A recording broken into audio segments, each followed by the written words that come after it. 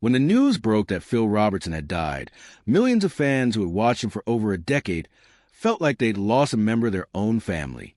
But for the Robertsons themselves, the loss was something they had been quietly bracing for months. What followed his death wasn't just a funeral and a wave of tributes. It was a family forced to confront what it means to inherit not just money, but a name, a faith, and a legacy that had shaped an entire era of American television. This is the story of Phil Robertson's final year, the fortune he built from nothing, and the weight his family now carries in his absence. In the months leading up to his death in May 2025, Phil Robertson's health declined in a way that even his own children struggled to accept.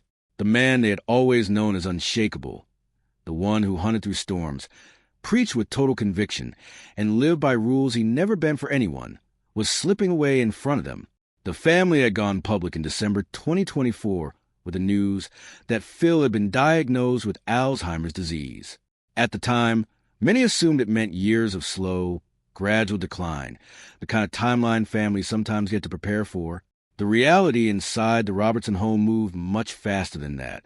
Early on, the signs were small: misplaced items, repeated questions, pauses in conversation that hadn't been there before. Within a few months, those small moments had turned into real episodes of disorientation.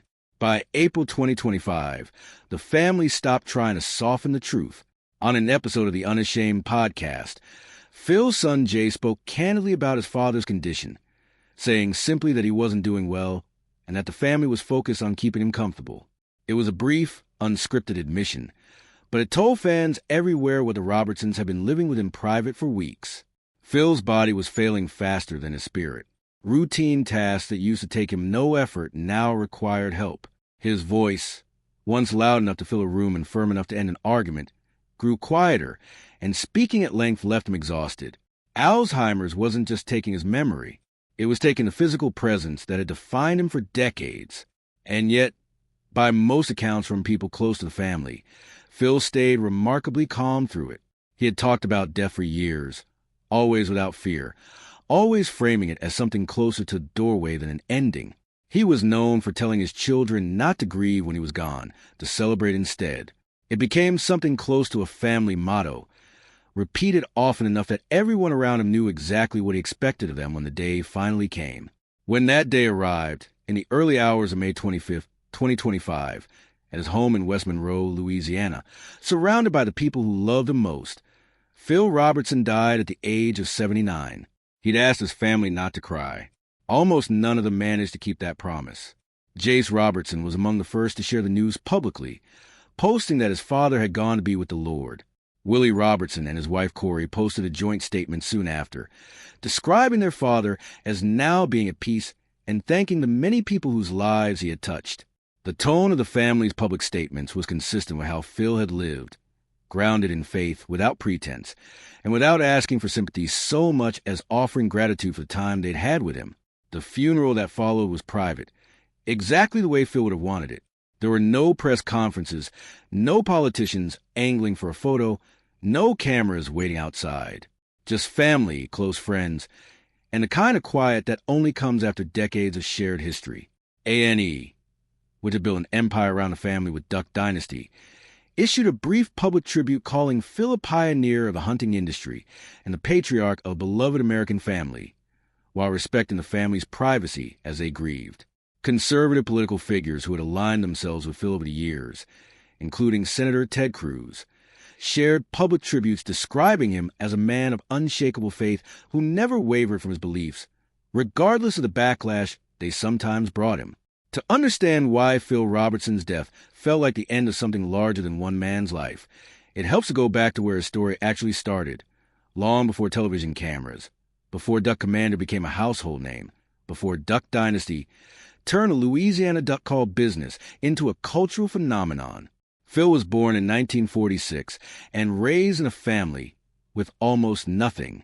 Growing up in rural Louisiana, hunting wasn't a hobby for the Robertsons.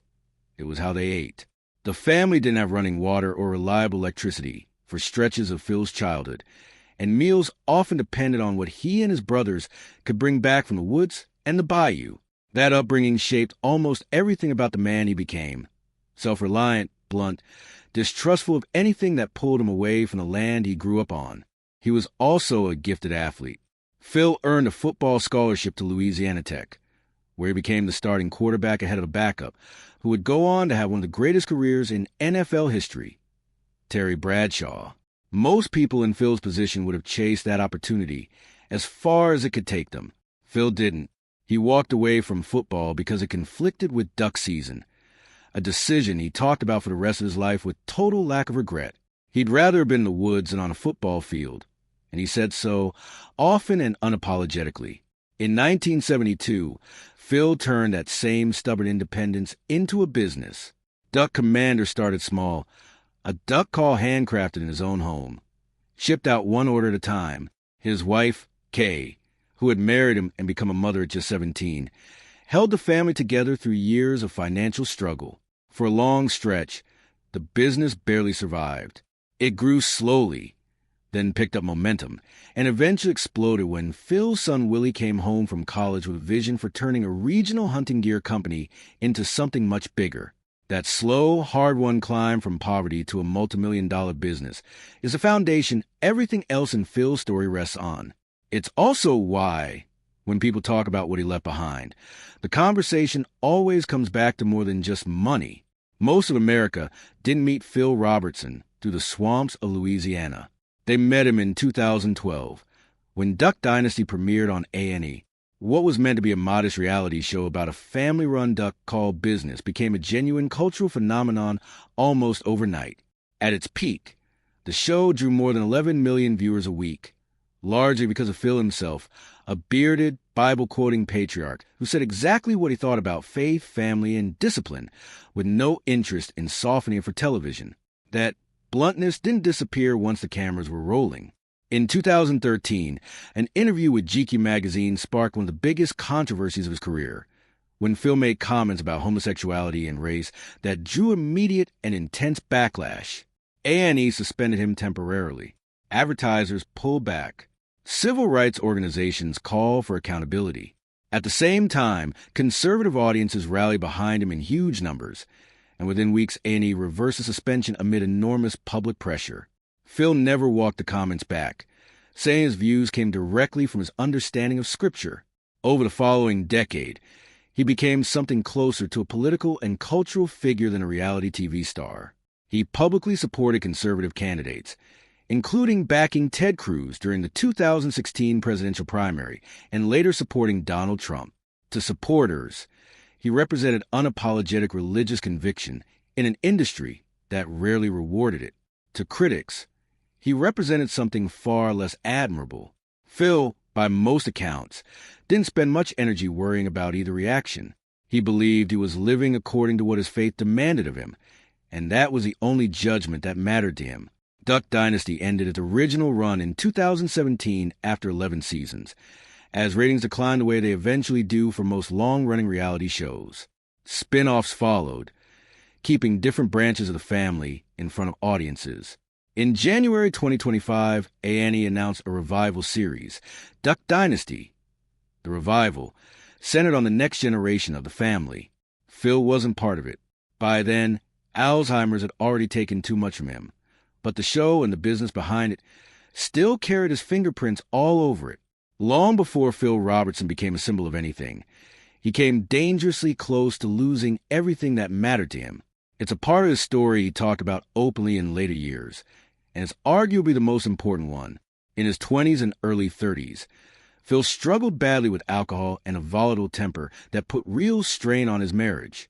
Kay, who had married him as a teenager, held the family together through years of instability, never certain whether Phil would come home steady, angry, or not at all.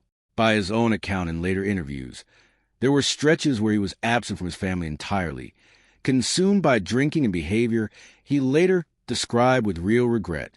The turning point, according to Phil, came at a small church in West Monroe.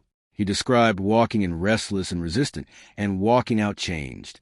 From that point forward, he committed to rebuilding his marriage and his relationship with his children, and he channeled the same stubborn intensity that had once fueled his worst years into providing for his family and living out his newfound faith. That conversion shaped literally everything that came after it. the business, the books he wrote, the way he talked to his kids, and eventually the Unashamed podcast he hosted with his son Jase, where he spoke with the same directness on faith and family that had defined him his whole life. Even in his final months, as Alzheimer's took hold, people who listened to his last podcast appearances were struck by how clear and steady his voice still sounded, even as those closest and knew how much he was struggling behind the scenes. This is a version of Phil Robertson his family has chosen to emphasize since his death, not the wealthy business owner or the television personality, but the man who nearly lost everything in his 30s and spent the rest of his life trying to be worthy of a second chance. Estimates of Phil Robertson's net worth at the time of his death generally place it somewhere between $10 million and roughly $13.5 million, built across decades from Duck Dynasty, his books, his speaking career, and the Unashamed podcast. It's worth noting that several of his sons and his wife Kay had also built significant wealth of their own over the years through the family business, which means Phil's estate wasn't the sole financial lifeline for anyone in the family. It was, instead, a continuation of something they had all built together. The specifics of Phil's actual will, how his estate was legally divided, and any private messages he may have left for individual family members have not been made public. And the Robertsons have kept that part of their lives private, which is consistent with how they've handled nearly everything outside of what appeared on camera. What has been made public is simpler, and in some ways more meaningful. Statements from his sons and daughter-in-law describing a family that felt prepared, grateful, and rooted in the same faith Phil spent his life talking about. What's clear is that the emotional weight of Phil's death was never really about the size of his fortune. It was about what the fortune represented.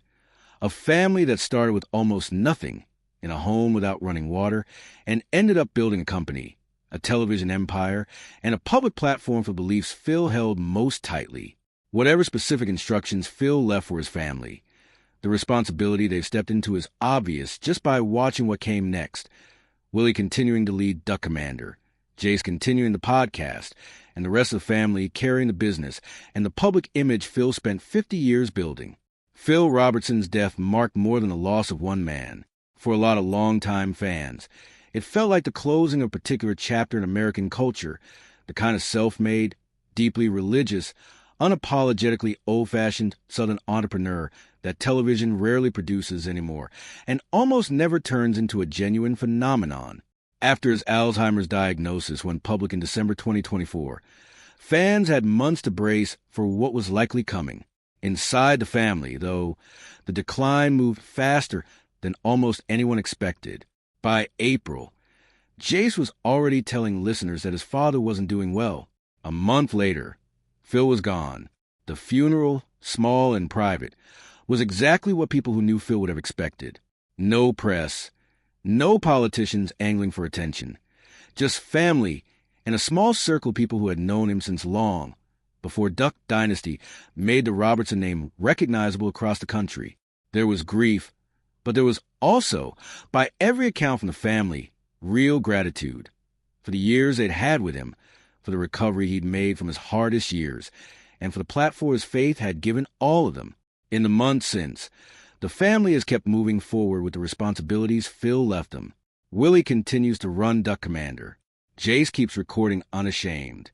The Revival series premiered in the summer of 2025, its first season without Phil physically present, but unmistakably shaped by the man who built the world it set in. Phil Robertson spent his life telling people not to grieve his death, but to celebrate what came before it. His family, by most accounts, has tried to do exactly that, even while quietly carrying the weight of everything he left them to protect. What part of Phil Robertson's story stands out to you the most? Let us know in the comments. And if you want more stories about the people who shaped American culture in ways that outlasted their time on screen, subscribe for what's coming next.